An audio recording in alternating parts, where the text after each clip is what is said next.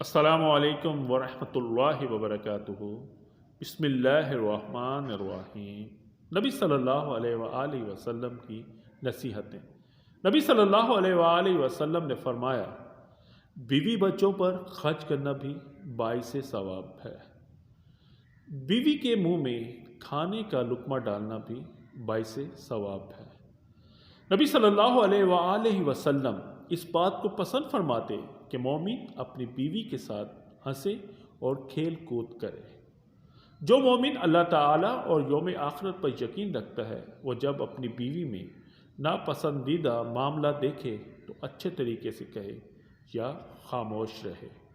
آدمی اپنی بیوی سے بغض نہ رکھے، کیونکہ اگر اس کی کوئی عادت ناپسند ہوگی تو کوئی دوسری عادت پسند ہوگی۔ عورتوں کے ساتھ اچھا سلوک کرو، کیونکہ عورت پسلی سے پیدا کی گئی ہے۔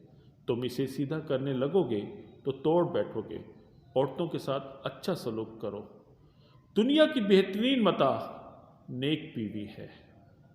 نبی صلی اللہ علیہ وآلہ وسلم نے بیوی کی کمزوریوں تلاش کرنے سے منع فرمایا ہے۔ تم میں بہتر مومن وہ ہے جو اپنی بیوی کے حق میں بہتر ہو۔ شیطان سب سے زیادہ جس بات پر خوش ہوتا ہے وہ میاں بیوی میں تفریق ڈلوانا یعنی طلاق دلوانا ہے۔ یہ کچھ معاشرتی اصول تھے جو نبی صلی اللہ علیہ وآلہ وسلم نے ہمیں نصیحت کیے۔ ہمیں اس پر عمل پیرا ہونا چاہیے۔ جزاکم اللہ خیرہ۔